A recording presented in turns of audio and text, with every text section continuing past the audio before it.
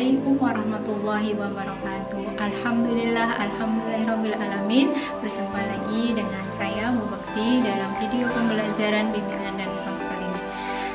Semoga anak-anakku semuanya dalam keadaan sehat walafiat dimanapun kalian berada. Jangan pernah berhenti belajar, karena hidup tidak akan berhenti mengajarkan. Maka pada kesempatan kali ini kita akan belajar terkait salah satu jalur masuk perguruan tinggi negeri, yaitu jalur UTBK SBMPTN. Mari kita simak video penjelasannya.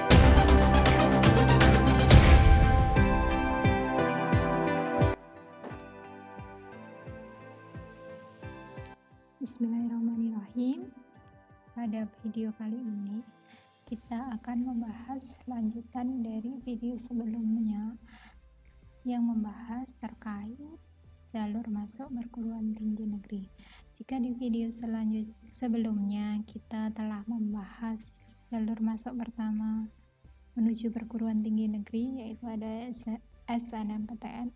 Nah, untuk di video kedua kali ini kita akan membahas jalur kedua, jalur masuk menuju perguruan tinggi negeri, yaitu jalur masuk melalui UTBK SBMPTN. Jadi UTBK SBMPTN ini adalah satu rangkaian jalur masuk, di mana UTBK itu adalah tesnya atau ujian tulis berbasis komputernya. Kemudian untuk SBMPTN adalah seleksinya atau seleksi bersama masuk perguruan tinggi negeri. Jadi UTBK SBMPTN ini adalah satu rangkaian, bukan jalur masuk yang berbeda, tetapi menjadi satu kesatuan atau satu rangkaian jalur masuk perguruan tinggi negeri. Jalur masuk UTBK SBMPTN ini ada di jalur masuk kedua setelah SNMPTN. Jadi UTBK itu terdiri dari apa aja sih? Ada metode tesnya, kelompok ujiannya, hasil tesnya, materi tesnya, pelaksanaan, dan juga kesempatan tes. Di mana metode tesnya untuk UTBK adalah ujian tulis berbasis komputer, di mana nanti teman-teman bisa memilih panitia lokal atau panitia penyelenggara tes UTBK. Nanti tesnya langsung datang ke tempat atau ke lokasi seleksi untuk UTBK ini. Jadi kalau teman-teman berada domisili di luar kota, silakan nanti memilih tempat tesnya adalah yang paling terdekat dari tempat tinggal teman-teman. Jadi kalau misalkan di area Solo Raya bisa nanti memilih panitia lokal atau tempat tesnya di UNS gitu ya. Jadi kalau di luar Solo silahkan disesuaikan, pilihlah yang paling dekat dengan domisili. Kemudian UTBK ini nanti kesempatan tesnya hanya satu kali ya, berbeda dengan UTBK di tahun 2019 di mana kesempatan tesnya dua kali. Mulai tahun 2020 dan 2021 UTBK ini hanya kesempatan tesnya satu kali. Kemudian ini persyaratan untuk peserta UTBK. Yang pertama adalah memiliki akun LTMPT. Nah, pembuatan akun insya Allah nanti akan dikoordinir dari pihak sekolah dan akan dipantau oleh pihak sekolah. Untuk jadwal dan lain sebagainya nanti akan diinformasikan lebih lanjut. Kemudian persyaratan UTBK adalah siswa kelas 12 pada tahun diselenggarakannya UTBK ya. Terus kemudian selain siswa kelas 12 pada tahun tersebut, tahun diselenggarakannya UTBK, peserta lainnya adalah lulusan 2 tahun sebelumnya. Jadi misalkan nanti diselenggarakan di 2022, maka pesertanya boleh lulusan 2022 atau lulusan 2021 maupun 2020 gitu ya. Jadi 2 tahun sebelumnya itu boleh mengikuti UTBK. Kemudian nanti peserta akan diminta untuk memilih memilih prodi untuk tesnya, baik itu saintek, sosum maupun campuran. Nanti di sana akan ada tes-tes apa aja yang harus dikerjakan. Kemudian hasil UTBK di tahun tersebut itu yang berlaku atau yang bisa dipakai untuk mendaftar SBMPTN di tahun tersebut juga. Jadi kalau di 2021 UTBK-nya, maka SBMPTN-nya juga di 2021. Jadi tidak bisa mengikuti SBMPTN 2021 dengan nilai tes TBK di tahun 2020 atau 2019, tidak bisa gitu ya. Jadi ketentuannya harus di tahun tersebut. Kemudian membayar biaya UTBK. Jika SNMPTN free, maka UTBK SBMPTN ini ada biaya yang harus ditanggung oleh peserta. Kemudian ini materi UTBK-nya. Ada tes potensi skolastik maupun TKA. Untuk TKA nanti dibagi menjadi 2. Ada TKA potensi akademik sosum, ada juga TKA untuk saintek. Sedangkan untuk skolastik ini sama, berlaku untuk sosum maupun yang saintek. Jadi tujuan dari TPS ini adalah mengukur kemampuan kognitif yang dianggap penting untuk keberhasilan di sekolah formal, khususnya pendidikan tinggi. Di TPS ini nanti apa aja yang akan diujikan atau materi tesnya apa aja. Jadi untuk TPS materi ujiannya adalah kemampuan penalaran umum, kemampuan kuantitatif hitungan, kemudian pengetahuan dan pemahaman umum, serta kemampuan memahami bacaan serta menulis. Nah, TPS ini nanti berlaku untuk teman-teman yang memilih baik itu saintek, sosum maupun campuran. Kemudian untuk yang TKA-nya ada apa aja? Nah, ini kelompok ujian UTBK-nya itu ada saintek, sosum atau campuran. Nanti teman-teman ketika mendaftar bisa memilih salah satu tergantung atau disesuaikan dengan jurusan nanti yang akan dipilih di SBMPTN gitu ya teman-teman. Nah, untuk materi saintek itu nanti materi ujiannya adalah TPS tadi yang sudah dijelaskan, kemudian TKA. TKA-nya terdiri dari apa aja? Terdiri dari matematika, fisika, kimia, dan biologi untuk yang saintek. Kemudian untuk yang sosum itu TKA sosumnya ada geografi, sejarah, sosiologi, dan juga ekonomi. Sedangkan yang memilih campuran ini TKA-nya nanti mengerjakan 2, ada TKA saintek dan juga TKA sosum. Untuk masing-masing kelompok ujian ini ada alokasi waktu. Jadi waktunya dibatasin. Kemudian untuk masing-masing subtes itu biasanya 15 soal. Jadi teman-teman bisa di-prepare 15 soal masing-masing subtes. Jika memang ada 4 subtes maka sekitar 60 soal ya. Kemudian ditambah TPS tadi juga beberapa materi subtes gitu. Kemudian ada alokasi waktu gitu. Jadi sebagai prepare ketika UTBK nanti adalah persiapkan diri dengan sebaik-baiknya karena memang jumlah soalnya cukup banyak dan juga alokasi waktunya yang terbatas. Maka teman-teman bisa mulai dari sekarang prepare-nya. Jadi untuk UTBK ini bisa dipersiapkan sedini mungkin. Caranya seperti apa?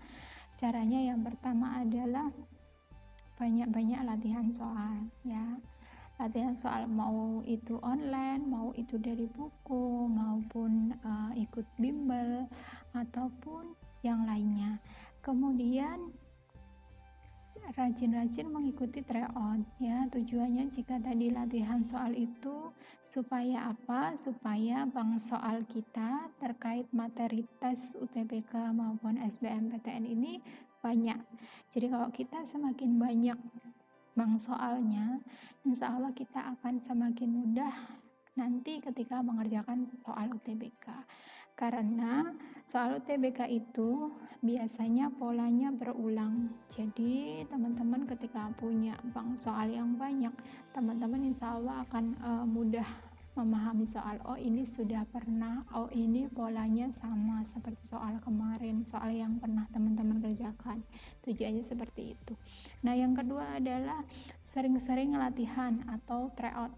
Nah, tujuannya adalah tryout ini untuk mengukur kemampuan teman-teman. Sejauh mana sih nilai yang diperoleh dari tryout yang teman-teman lakukan. Silakan ditulis, silakan direkap. Nanti teman-teman akan paham posisi teman-teman. Saya yang lemah di materi subtes ini, saya yang kurang masih di materi subtes ini, saya yang unggul di materi subtes ini. Nah, ini sebagai gambaran ketika latihan teman-teman itu buat gambaran nilai skor teman-teman berapa. Ternyata teman-teman ingin prodi A, prodi B. Nah, itu acuannya tahun kemarin berapa sih nilainya? Nah, itu sebagai gambaran posisi teman-teman ketika mengikuti tryout dan tahu nilainya berapa. Gitu ya, teman-teman. Ini tahapan pendaftaran UTBK. Nah, tahapannya yang pertama akun LTMPT, insya Allah nanti dikoordinir di awal sebelum SNMPTN. Kemudian nanti silakan login dengan user email dan juga passwordnya di portal LTMPT. Pesannya dari Bu Bekti adalah ketika teman-teman membuat akun LTMPT, silakan dicatat baik-baik email atau username dan juga passwordnya. Simpan baik-baik, kalau perlu tulis, tempel di kamar, tempel di buku, atau titipin orang tua. Karena banyak kejadian lupa password, lupa email. Nah, ini nanti mengurusnya agak lama atau juga agak repot gitu ya, teman-teman. Maka simpan baik-baik user, email, dan juga password. Kemudian validasi data, nanti dicek dulu apakah datanya teman-teman itu sudah sesuai atau belum ya. Cek baik-baik, jangan sampai teman-teman validasi ternyata datanya salah, jangan sampai seperti itu ya. Pastikan bahwa datanya sudah benar baru teman-teman validasi. Kemudian memilih menu pendaftaran UTBK. Nah, di sini nanti teman-teman bisa pilih pusat UTBK, PTN mana untuk jadi pusat UTBK, kemudian jenis ujiannya Saintek atau Sosum, kemudian sesi ujiannya gitu ya. Setelah itu dapat slip pembayaran. Pastikan bahwa memilih lokasi ujian yang terdekat dengan domisili supaya nanti aksesnya mudah ya, teman-teman. Jadi kalau teman-teman mau nanti mendaftar SBMPTN-nya di perguruan tinggi A, tidak harus teman-teman ujiannya di perguruan tinggi A, tidak harus ya. Jadi kalau untuk tes boleh dimanapun, yang penting terdekat dengan domisili ya. Kemudian selanjutnya adalah membayar di bank. Jadi nanti dapat slip pembayaran. Nah, slip ini berlaku 1 kali 24 jam. Jadi kalau memang lebih dari 1 kali 24 jam, teman-teman mengulang mendaftar UTBK lagi dari awal gitu ya. Kemudian setelah membayar, nanti login lagi untuk mendapatkan atau cetak kartu UTBK-nya.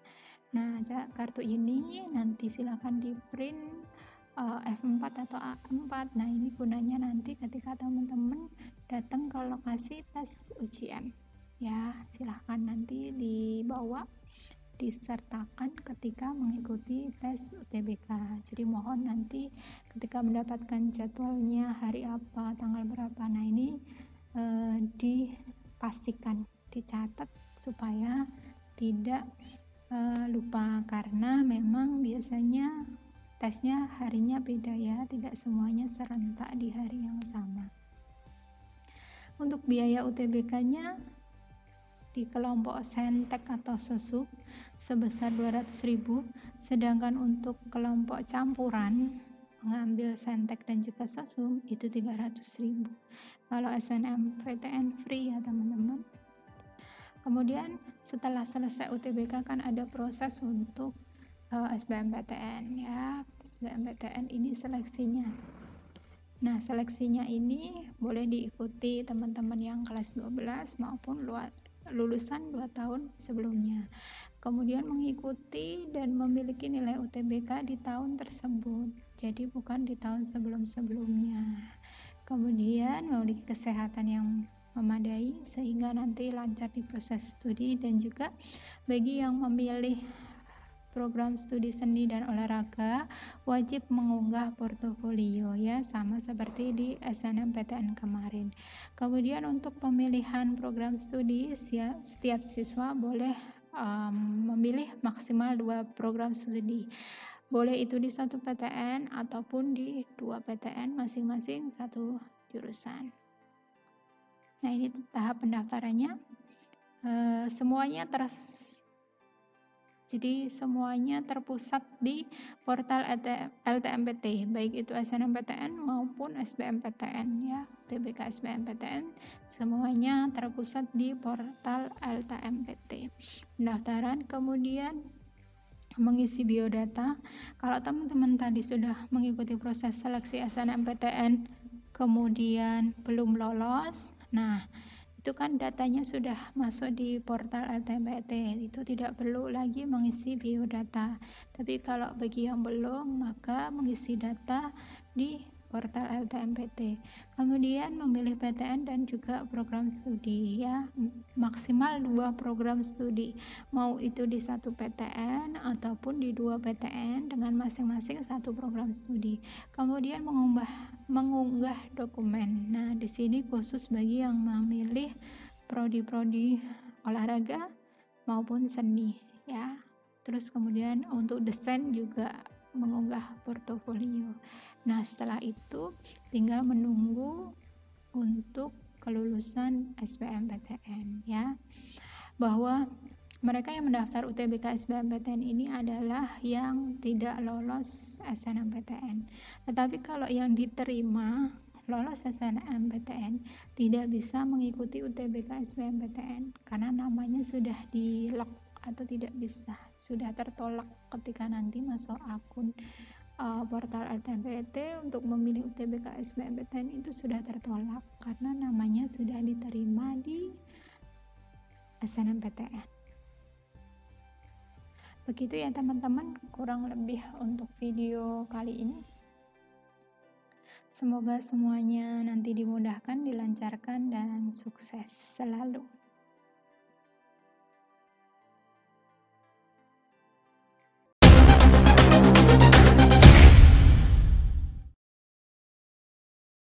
Demikian tadi sedikit penjelasan terkait salah satu jalur masuk perguruan tinggi negeri. Semoga informasinya bermanfaat. Tetap menjaga iman dan juga imun dimanapun kalian berada. Sampai jumpa di video-video selanjutnya. Assalamualaikum warahmatullahi wabarakatuh.